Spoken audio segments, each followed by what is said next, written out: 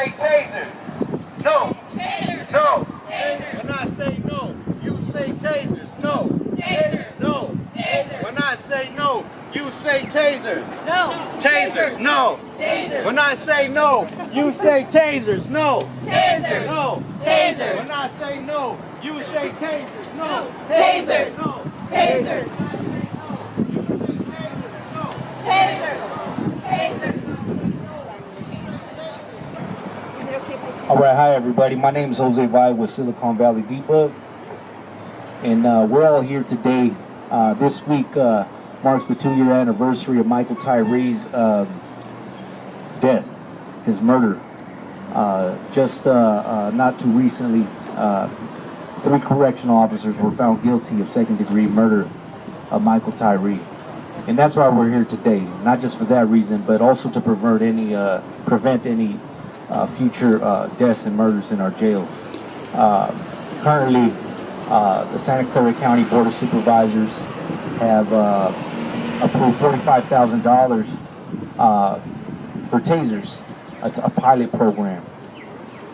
But that the tasers will not be distributed, or the funds for the taser will not be distributed until the Sheriff's Department comes up with a draft policy. What we're saying is that we already have great policies in our county, and it definitely didn't take a taser to murder Michael Tyree, and I don't see how a policy would improve that, especially considering tasers. So I'm going to go ahead and start off this press conference from a letter that was actually written by the detainees in our current county jail.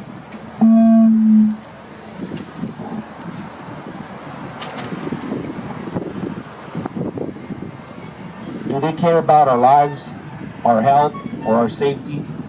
That is the question we ask ourselves as we read about the Santa Clara County Sheriff's Department acquiring $45,000 for a taser pilot program. We are tired prisoners who have been concerned with their safety long before the tragedy of Michael Tyree.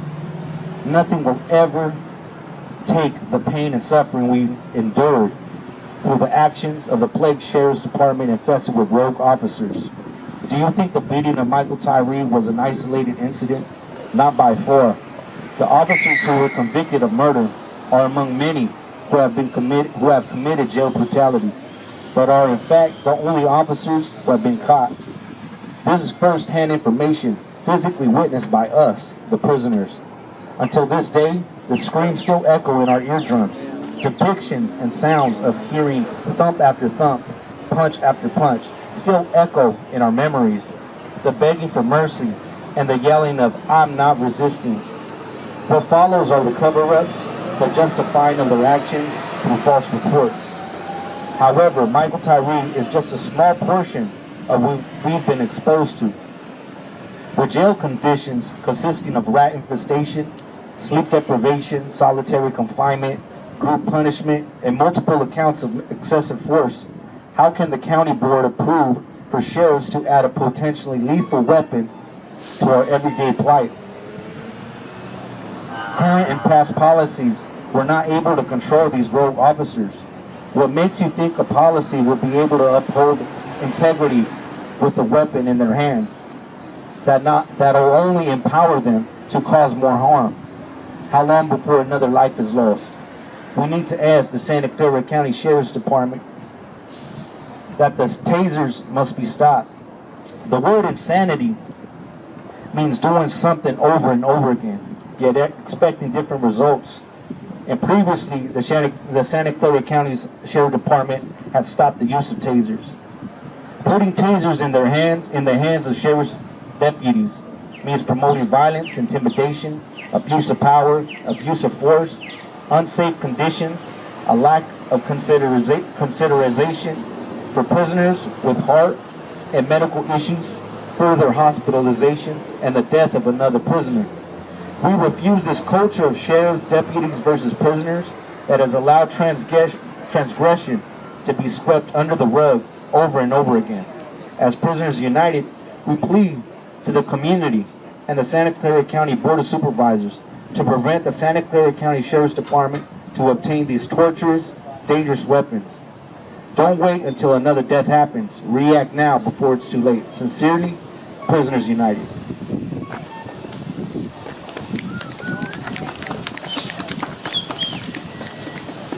So next up, I want to go ahead and invite guest Jeff Moore. If you could please share a few words. I want to say good afternoon to everyone. It's very sad that we have to come together when police officers of the Sheriff's Department, instead of practicing some forms of de-escalation, they find a way while inmates are in prison to escalate the violence against them. Police departments have something that's called a tactical retreat. If there's something that's happening so bad in the jail, they can tactically back up and wait to a better opportunity to do whatever they needed to do inside there. Tasers are not needed.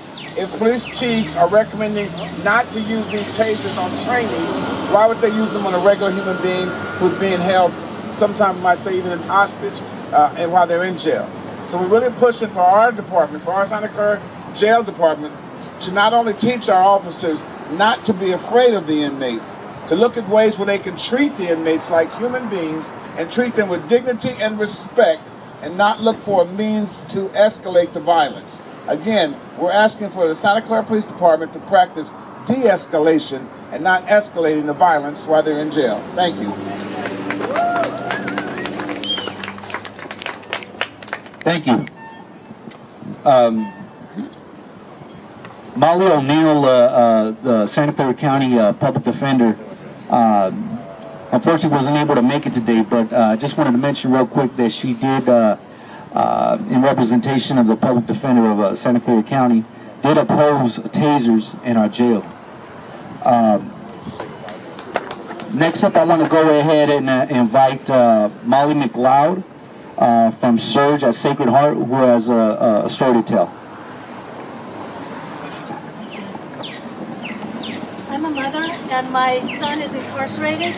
My heart goes out to Michael Tyree's family. Molly, we can't hear you. Thank you. I'm a mother. And can you spell your name for me? Mollie, McLeod, McLeod. And my son is in jail.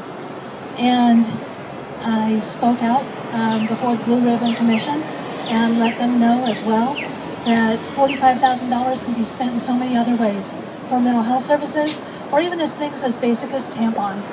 Why should the commissary list include charging women and men, seniors? 8% of those who are in jail are 55 or older, out of the 3,500 men and women who are locked up in county jails. And these types of basic toiletry necessities should be provided.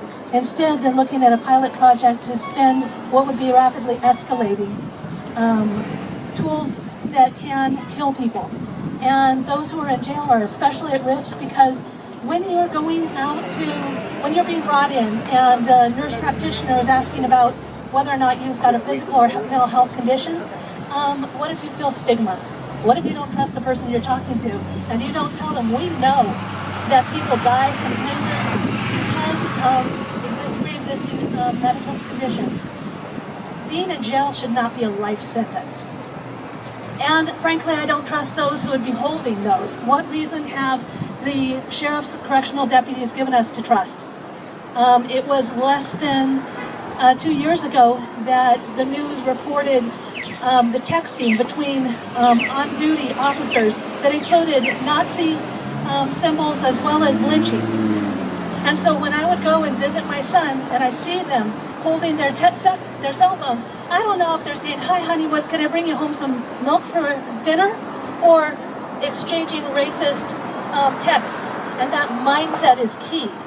And it's also the fact that they are, some of them, so bold as to share their racist, white supremacist views, even in front of family members. So I personally experienced this in visiting my son, where I was in a van with other family members. So picture grandparents, moms like me, women and children, in a van that is taken by the correctional office to go to M8, the part of the jail that's the furthest at Elmwood. And we're all in there together, and the correctional deputy is acting like a tour guide. look over there at the migratory birds, which were also featured in a recent news story. We've got a problem with the skunks, those little critters. And then, over there, the other animals. He's referring to the men and women who are inmates in the minimum security side. And he's telling this to us, family members, loved ones who are on a visit. And at that point, none of us said a word. If they're willing to do that with those of us who can get out behind the wall, and honestly, I didn't even speak up until I saw the film footage and put it in the media. And then it was the time to say, no more. Our silence must be broken. The most important words are those who are incarcerated, and then those who are their loved ones. And all of us can work together to make sure that we spend money responsibly and that we ensure our elected officials do so. So thank you for the opportunity.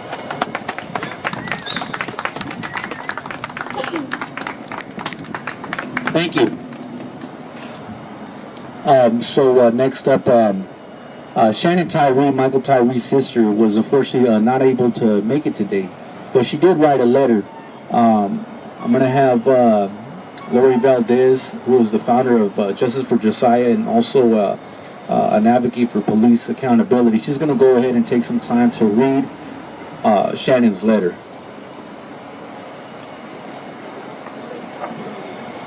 Hi, everybody.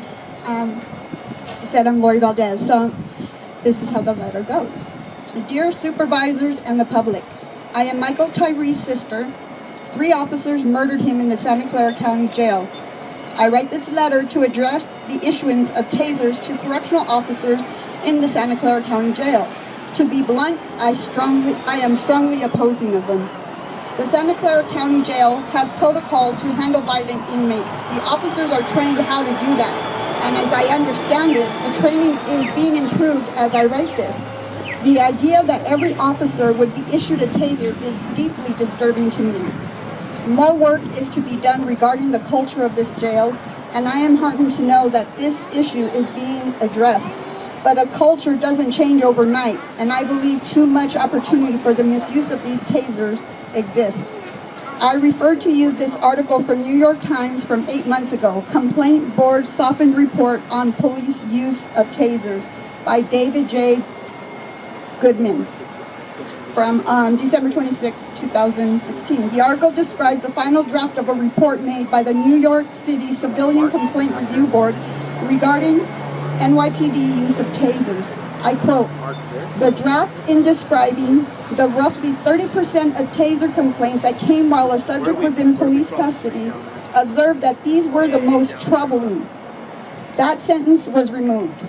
Also removed was a statement that a review of several of the police custody complaints supports the perception that the tasing may have occurred unnecessarily.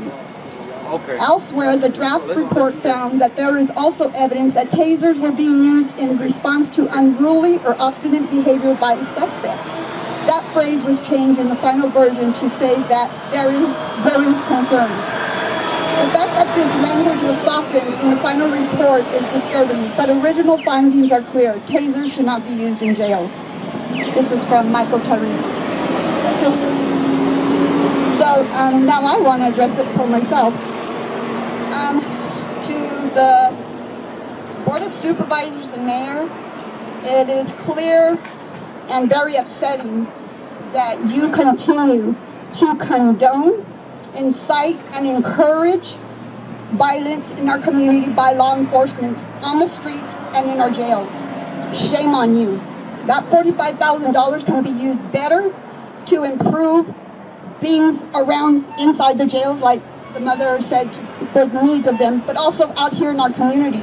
Education, mental health, other stuff that is more responsible. But it's clear that you guys don't care about our community and you only think about yourselves. That $45,000 should not be used because no policy is ever going to be good when it comes to violence. Violence should not be accepted, tolerated, or excused by anybody. I don't care who you are. It causes too much harm. And when another life is gone, that $45,000 isn't going to bring that life back.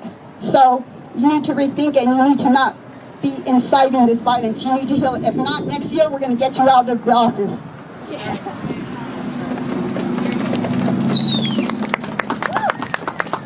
Thank you.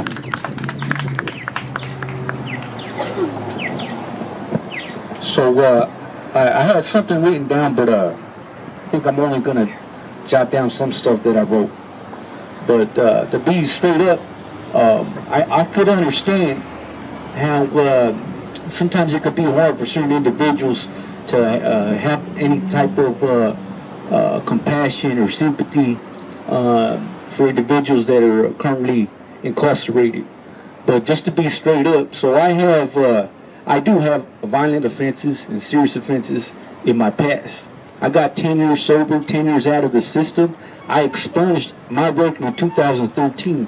So those past convictions that I had, they don't define me. They don't define me as a person or my character. They were mistakes, and in fact, only a mere reflection of the conditions that I had to grow up to in my neighborhood on the east side. So, you know, until we fix those conditions, then you cannot hold one person accountable for the rest of their lives, or to deny them basic human dignity, or to just treat them, you know, in a hostile manner day in and day out. That is not just, and that, I don't think that anybody should be studied for those things. So I just wanted to lay that out there. But I did write something down, and I want to go ahead and mention this as quick as possible before we invite our next couple of individuals.